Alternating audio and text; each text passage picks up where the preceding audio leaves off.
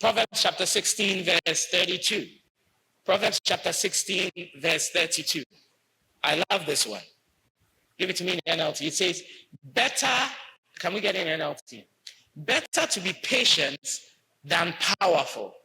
Better to have self-control than to conquer a city.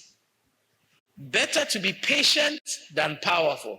Better to have self-control. Now, self-control here refers to emotional regulation.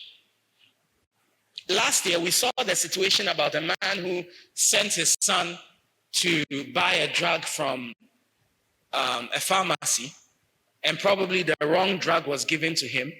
He went back for a refund. They were refusing the refund, and emotional control snapped. What happened? He went behind the counter to be violent. Okay?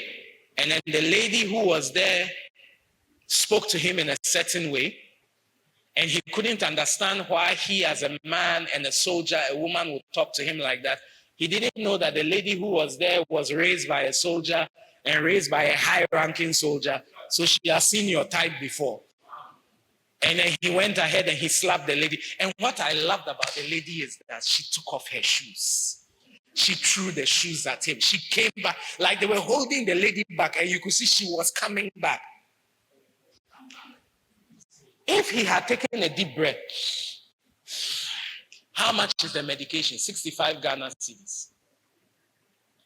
Have I spent, that's probably a bottle of beer. Those of you who drink beer, I don't know how much beer costs, maybe 2 bottles of beer. That is less than fufu you will buy at a chop bar. That cannot even get you fried rice and chicken. I'm going to let it go. But what did he lose because of lack of emotional regulation? He lost his honor. His face was plastered all over the TV. He was arrested. He is currently being court-martialed. He may be demoted in rank, and demotion in rank comes with a loss in salary, and that may be several thousands of Ghana cedis every month because of 65 Ghana cedis. All that could have been prevented if he had taken a deep breath and said, it's not worth it. There are people who have been shot in traffic because they didn't know that the person who had crossed them was suffering from mental health issues. And they decided to rush the person, cross the person, and say, come out. And the person opened the car, pulled out a gun, and offloaded 3 bullets into their chest. Now, my question is, the person said, your mother, did she die? Are you with me? Your boss is misbehaving. He has 2 years to retirement. And you want to resign. Apply for steady leave. Go to school for 2 years. By the time you come back, he's on retirement or she's on retirement. So that's why the Bible says, better a patient person than a warrior, one with self-control than one who takes a city. If you can control your emotions and your responses, you go far in life. There are times I just look at people and I smile. And sometimes people say, oh, lately you tolerate. No, it's not that I tolerate. I know the cost. Never get into a tussle with somebody where you have more to lose than the person. And a lot of men are beginning to realize that. Like that banker who went ahead to date a national service girl. She has nothing to, she's still dragging the man today.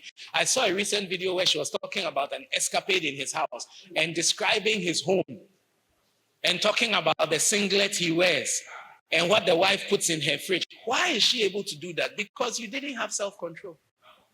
You had everything to lose. She had nothing to lose. Ephesians chapter 4, verse 26 and 27 says, let's put it up.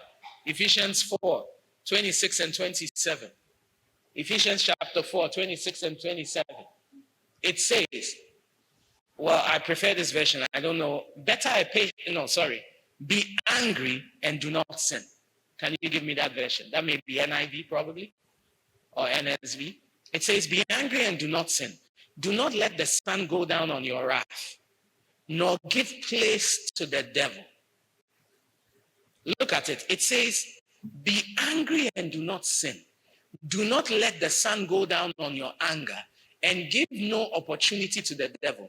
In deliverance, one of the things we have found out that opens door for demonic attacks, opens door for a familiar spirit to influence your life again, is extreme emotions,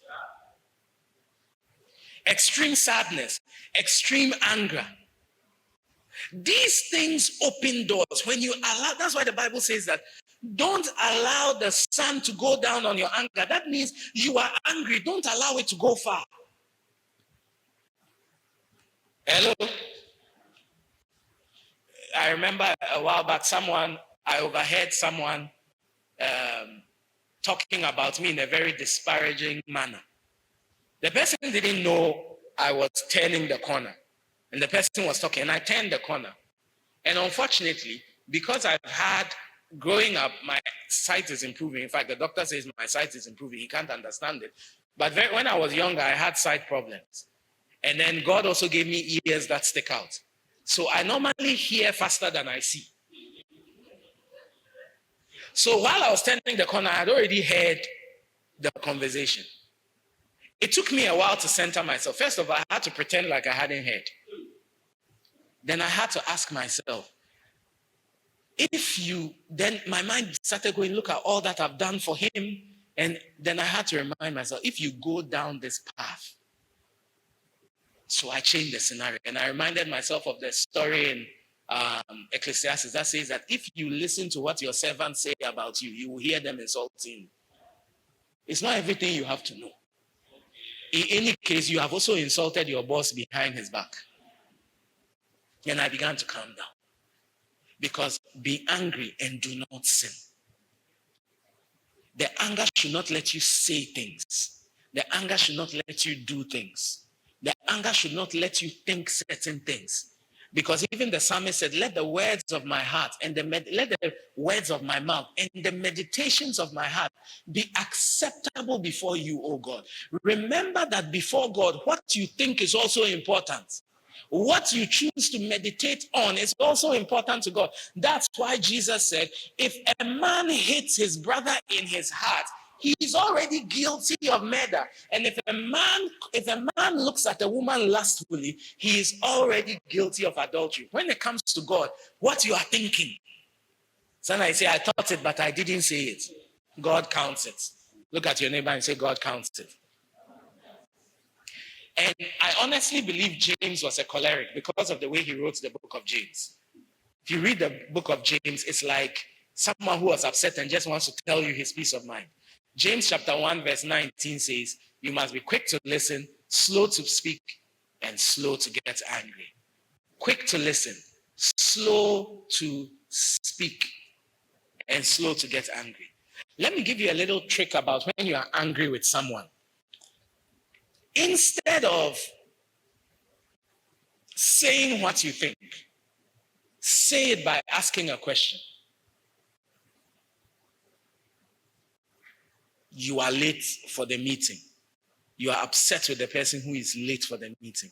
The person walks in. Do you know the time we are supposed to meet? Well, that's a question. Or you can say, how can you disrespect me by coming late? No. Question. Why are you coming now? It's an outlet for the anger, but it also leaves room for my wife went into labor. I just got a call that my mother has passed away. Do you know that immediately your emotions change? Your fuse goes down. You see, I don't know how many of you have seen the principle or the story of the empty boats. Have any of you ever seen it? It's said that if a man is sitting in an empty boat and another boat crashes into him, his immediate reaction is to get angry with the boat that has crashed into him. But if he looks into the boat and realizes that the boat is empty, he calms down. Do you get what I'm trying to say? In the same way, sometimes when you see the reason for why something has happened, you don't get as animated as you would. Let me end on this. Why does emotional regulation matter? Number one, it improves your decision making. That's what I've been trying to explain. It improves your decision making. Number two is that it enhances relationships. You see, if you meet anyone who has kept friends for long and has friends that have lasted for several years, you will have to do a lot of emotional regulation. You know why? Human beings are foolish, including us. And we all do things that can ruin a friendship. And in the heat of the moment, it is very easy to conclude that you don't need that person. But the reality is that you do need the person. If nothing at all, sometimes just for joking and chatting. Yesterday, when I saw how Trump had gone to pick up Maduro, I was looking for someone to have that conversation with. I was calling a particular friend because he was the only person who had that mental acumen and also an understanding of international news for us to be able to have a meaningful banter about it. When I called him, his phone was off. But I need him for that. Maybe only that. And that's when I immediately began to miss Joseph Mills. Because he would have called me first and said, hey, you see what Trump do? I'll say, Chale, wallahi. So when you have emotional regulation, you are able to keep friends. Why? You are able to switch them around. Switch the access you give them, the understanding you have of them. Number three, it builds emotional resilience. Emotional regulation builds emotional resilience. You are able to endure a lot. You are able to hold back from so much. When I went to secondary school, in Form 1, I received punishment so much just because I couldn't regulate my emotions and my mouth. A senior will call me and say something, and I'll be looking at the senior. And immediately, the thoughts that entered my head, I allowed to come out of my mouth. Hey, you don't respect, eh? Then before you see, I'm holding a cutlass and weaving at 11 in the night. I remember one time one of my seniors was talking and acting up. I was kneeling down in front of him. He was talking, walking up and down and talking. I looked at him and I said, but do you know the shirt you are wearing is fake designer wear? Who sent me? So it builds emotional resilience. You stay out of problems. Number four, it increases your leadership effectiveness. It increases your leadership effectiveness. You know when to speak, when not to speak. You can't lead a big group of people if you don't know how to regulate your emotions.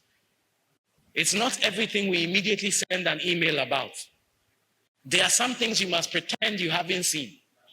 There are other things you must set people up in the meeting to ask the question so that it doesn't seem like it came from you.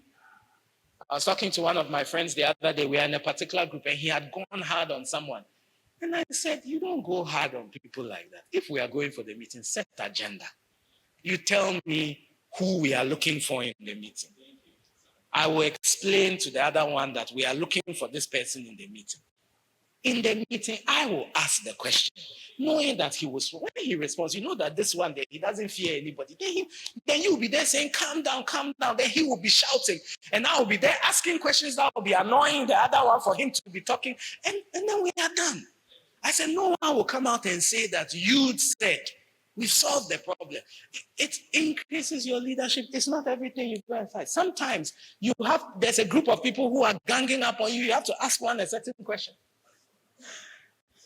That is going to make him go and sit down and think. And then immediately you are no longer the focus of,